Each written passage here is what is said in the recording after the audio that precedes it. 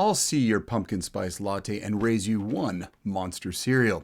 Let's enjoy this alternative seasonal treat together without the sugary guilt. Only on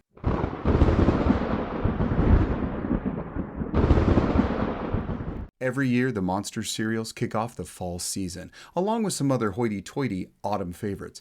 But since first arriving on the scene in 1971, these guys predate any pumpkin spice specialty drink or pumpkin-flavored atrocity this time of year. And if pop culture has anything to do with it, they'll continue to rise from the dead every Halloween. I'm Victor, your Gen X host, because yes, there is something before millennial that's not a boomer. Now come with me and explore the world of Monster cereals without all the caloric intake. Let's get it on.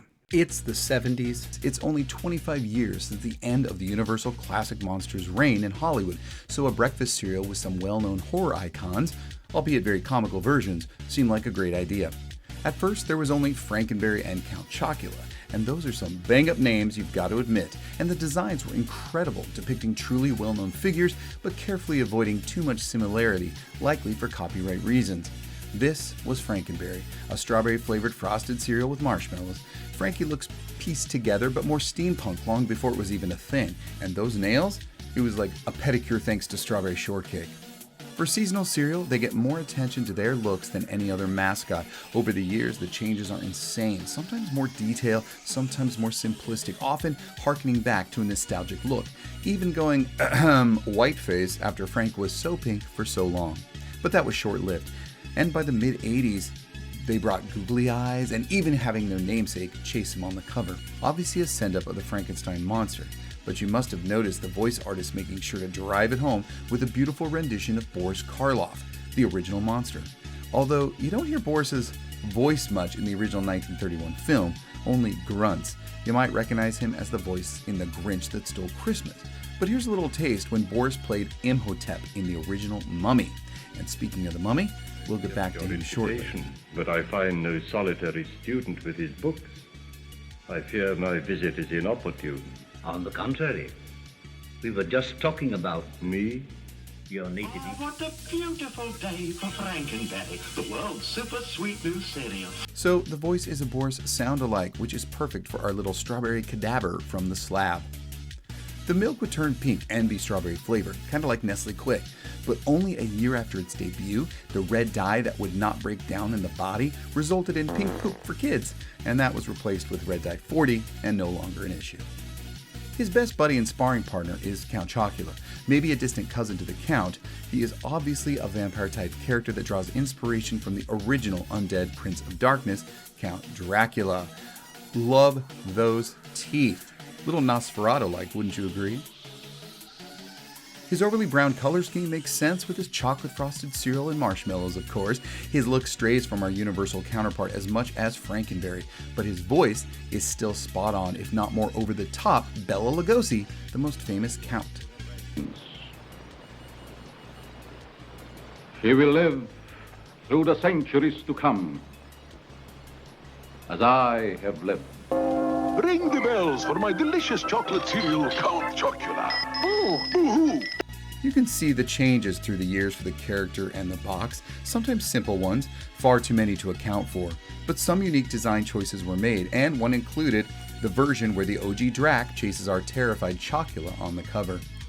The original incarnation of these characters were what seemed to be the frightening personage of their namesakes, and constantly bickering.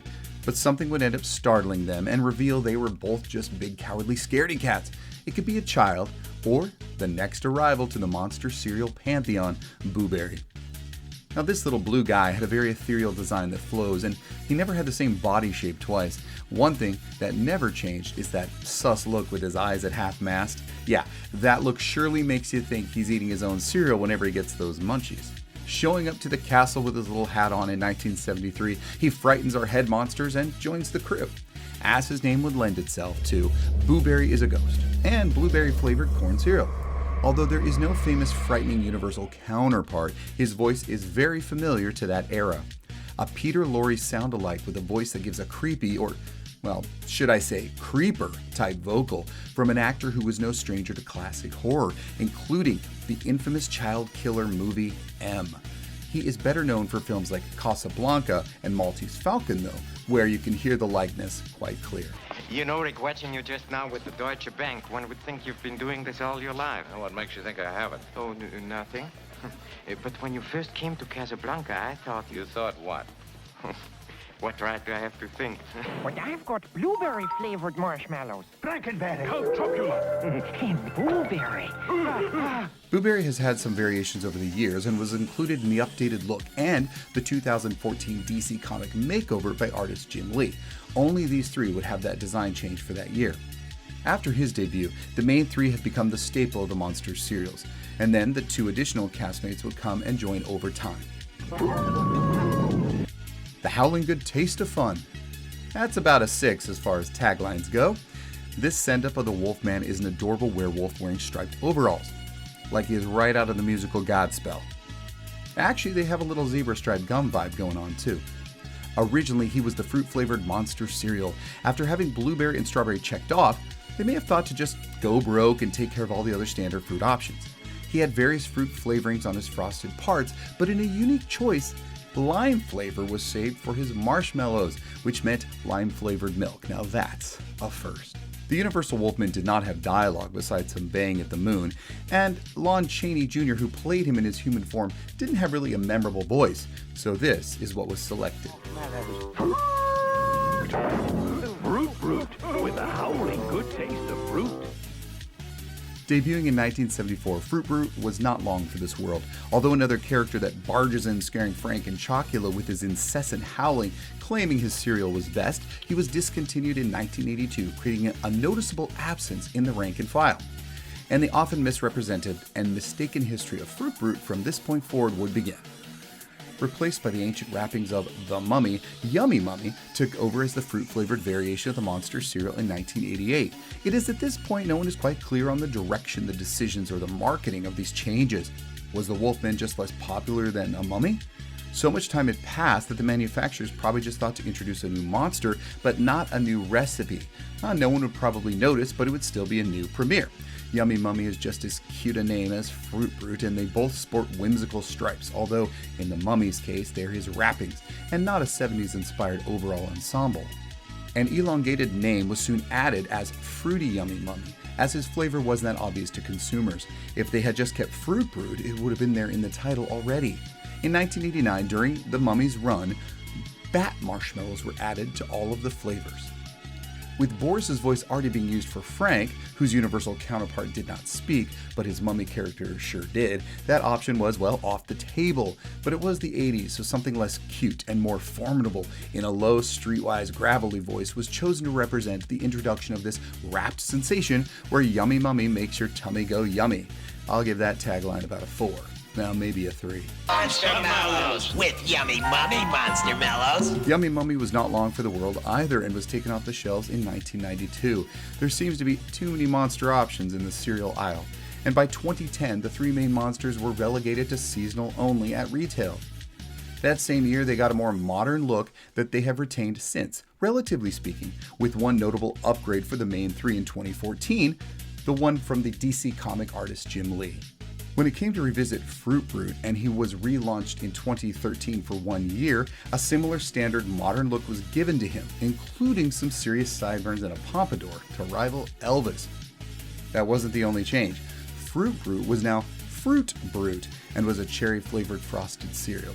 Gotta be honest, that marketplace is untapped. Cherry just doesn't get the attention it deserves, right? Having the name change and cherry flavor meant that all five could appear together at any time, and 2013 was that year.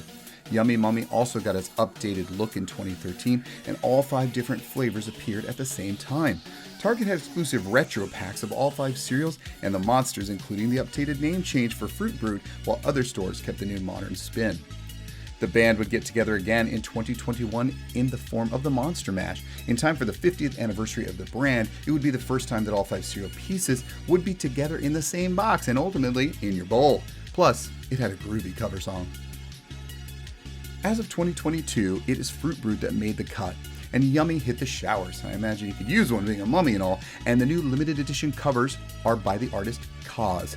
Frank, Count, and Boo, and Brute all have their original looks overhauled by the artist's unique style. I know it's only once a year, but with all the different flavors, and I'm not a Chocula fan, I would love to see all 5 grace the shelves next Halloween. What do you guys think? Should they always be around? Do you like Chocula? These guys aren't passing fancy or a flash in the pan. They are omnipresent even for only 2 months of the year. Their popularity has come from the incredible tie-ins and pack-ins in the early days, including original songs like Monster Disco and Monster Adventure in Outer Space. Count Chocula Goes to Hollywood, which any Gen Xer might understand why they didn't use Frankie for that one. Relax, don't do it. And then there was the recent cover of the Monster Mash. They have been made toys and referenced in films like Reservoir Dogs and Pulp Fiction. The later representation by Frute Brute made it more surprising, as he outshines Yummy Mummy as the most desired nostalgic cereal of all time. But as I always say, you know you're hot and part of the ever-present pop culture zeitgeist when you're cosplayed. Well, there you have it, a little Monster cereal history for you. And even if you don't love this cereal, you can love that this is a great seasonal favorite for everyone to enjoy and actually smile about when they return to the shelves. You know, a lot of people over the years have created some wonderful and inventive variations of Monster cereals, adding new characters and new kinds of cereals kind of to the family. Now, they haven't done that quite yet, but I think there's a lot of great properties out there, some other Universal monsters that they could add to it. Now, a lot of people have created some really workable ones and some really crazy ideas, but anyway, I think it's about time General Mills goes ahead and takes a step forward and makes another monster, don't you? Now, which monster would it be? I really love the Creature from the Black Lagoon idea, but maybe you've got a better one. So if you know who should be next on the Monster cereals, and what kind of cereal, what kind of flavor would they be? Let's discuss all of those options, see what's best in the comments below. Thank you guys for joining me, and look out for other spirited Halloween shows here on PopCon. Until next time.